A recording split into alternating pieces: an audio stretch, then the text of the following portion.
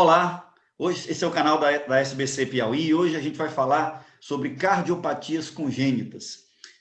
Hoje é dia 12 de junho, tradicional pelo Dia dos Namorados, mas também é o dia da conscientização sobre a cardiopatia congênita.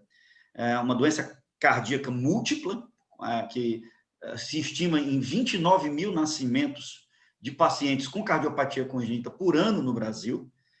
E mais de 20 mil desses pacientes precisam de algum tipo de intervenção. Então, é uma doença cada dia mais diagnosticada, mais frequentemente.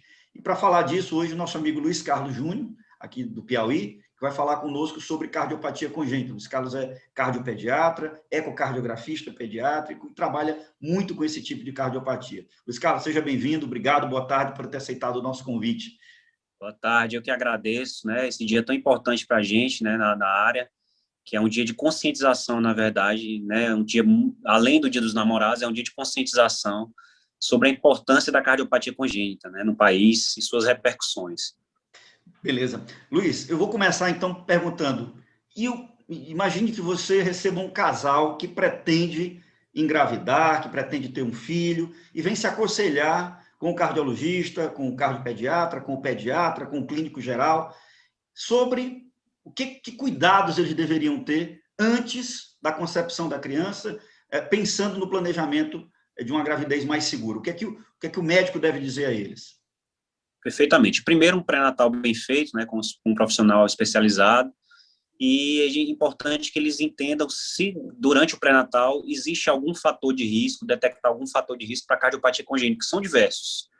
E dentre esses fatores de risco, a gente pode encontrar abortos sucessivos, né, a idade materna avançada pelo risco de síndrome genética do bebê, e as síndromes genéticas têm uma relação íntima com cardiopatia congênita, algumas doenças autoimunes. Então, existem alguns fatores de riscos que são sinalizados, né, ali no consultório pré-natal, para a gente ter uma noção de aumento de risco de cardiopatia congênita. Lembrando que a cardiopatia congênita é uma patologia do acaso também, muitas vezes. Então, 60% das vezes, mesmo assim, você não encontra um fator de risco diretamente relacionado àquela cardiopatia congênita do feto, né? A gente recebe muitos pacientes, além desses fatores de risco, também pacientes com exames morfológicos alterados e que são encaminhados para o nosso consultório para avaliação, para essa avaliação de risco de cardiopatia congênita.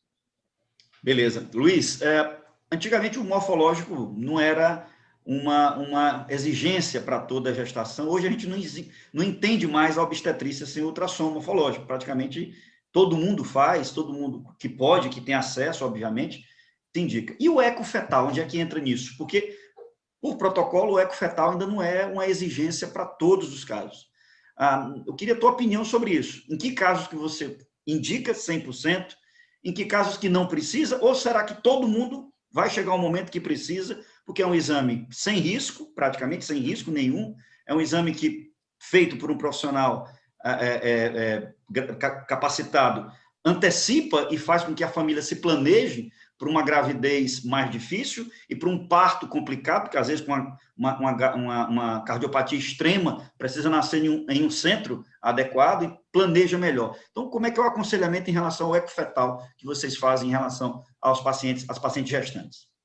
Perfeito, Luiz. O que você já até comentou, realmente não é uma coisa de exigência, ainda não existe um protocolo de exigência de eco fetal, mas a gente está vivendo um momento de transição. Na minha opinião, deve no futuro próximo já ser considerado um exame fundamental também, principalmente em centros que você não tem um serviço de cardiopatia para patologias críticas neonatais.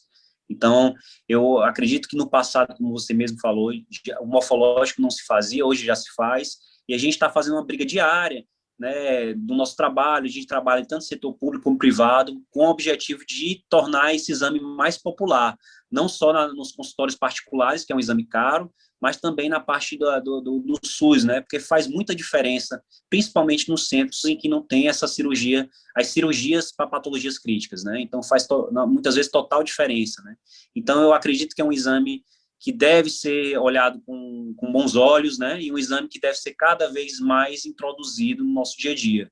E provavelmente em algum momento, dependendo que precisa profissional para realizar isso também, a gente já tem alguns profissionais que fazem esse exame, e eu acho que o fato de já existir pessoas fazendo esse exame é importante para que a gente aumente a quantidade de profissionais que fazem, que geralmente quem faz a especialidade não somente é um cardiologista pediátrico, mas na própria especialidade encontramos muitos obstetras que fazem morfológicos e fazem também essa parte de ecofetal, e isso, a gente tornando esse exame mais forte, mais comum, a gente vai, com certeza, vai influenciar nesses dados, né, nesses locais em que a gente não tem uma cirurgia para patologias críticas.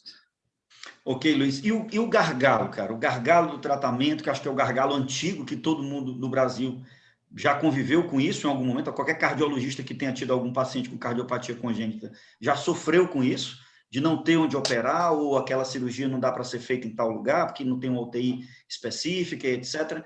E o gargalo, como é que você, o que é que a Sociedade de Pediatria, o Departamento de Cardiopatia Congênita tem pensado nesse planejamento em relação à cardiopatia congênita para tentar melhorar esse gargalo?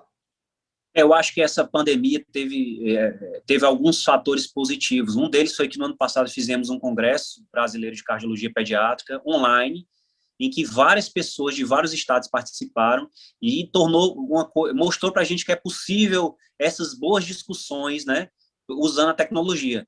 E isso fez com que hoje, por exemplo, a gente organizasse um fórum que foi feito mais cedo, a gente participou de um fórum agora às 10 horas da manhã, que participou vários cardiopediatras, intensivistas, intervencionistas e cirurgiões, juntamente com o Ministério da Saúde, o nosso Ministro da Saúde estava presente, e foi explanado um diagnóstico situacional do país que foi feito com cirurgiões, né, que mostrou esses dados que você, inclusive, falou no início, né, sobre a quantidade de cirurgias necessárias.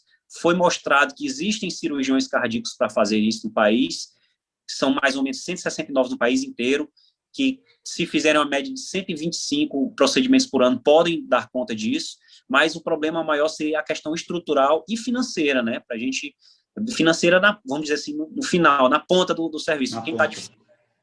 Claro. Então, foi feita essa reunião e pela primeira vez a gente discutindo nos grupos que a gente tem nacionais, né, a gente está bem animado, porque a gente acredita que pode mudar um pouco essa realidade do país, a gente tem esse propósito, no sentido de fazer com que os hospitais referenciados sejam os que fazem cirurgias complexas, né, recebam esses pacientes de uma forma mais organizada, porque muitas vezes esses pacientes chegam numa condição, por exemplo, judicial, em que às vezes estão infectados, e aí isso faz com que as cirurgias não sejam bem sucedidas, mas usando a tecnologia, a gente pretende, quem sabe no futuro, criar, primeiro problema maior, criar UTIs pediátricas cardiológicas, e uma vez você criando uma UTI pediátrica cardiológica, você tem pacientes ali que vão precisar de cirurgia, e os que forem fazer cirurgias em outros locais, por exemplo, dando o nosso exemplo, que não fazemos ainda algumas cirurgias, né, críticas, né, complexas, fazer, através de telemedicina, discussões com os centros mais importantes para poder mandar esse paciente no momento mais adequado, juntamente com o diagnóstico precoce, né, que pode ser feito também com o ecofetal. Então, o primeiro fator mais importante é a falta de vagas de UTIs cardíacas pediátricas específicas, UTI cardíaca pediátrica, e o segundo ponto seria o financiamento, né, de estrutural, e essa questão de fazer aquele meio de campo, né, então, eles estão cada vez mais, a gente está se comunicando cada vez mais com outros locais, existem algumas sugestões e projetos para o futuro, quem sabe criar uma rede única, né? Não sei se isso vai acontecer de fato, mas a gente está brigando para isso, e eu acho que hoje foi um passo importante dado, né, na cardiologia pediátrica de manhã, porque a gente sentiu uma proximidade, né, por conta, talvez não, por conta do nosso ministro também ser um cardiologista, entender a situação. E isso foi muito interessante. Então, eu acredito que no futuro talvez não tenhamos só grandes hospitais para patologias muito complexas, mas hospitais intermediários só de cardiologia que possam fazer esse meio de campo, né, de transferir o paciente na hora certa e a gente melhorar esses números, né? É uma luta dos cardiologistas pediátricos. Eu tenho testemunhado isso nos últimos anos, acho que você está aqui no Piauí, acho que já há uns 8 anos, né, de volta da Bahia, por aí, e eu percebo a sua luta diária de dificuldade para operar, de paciente para transferir, às vezes não dá para operar aqui, diagnostica cedo, mas não tem muito contato, e eu parabenizo vocês da Sociedade de Pediatria por terem lutado por isso, por este passo que estão dando, e fica registrado aqui o dia 12 de junho como o dia de conscientização da cardiopatia congênita.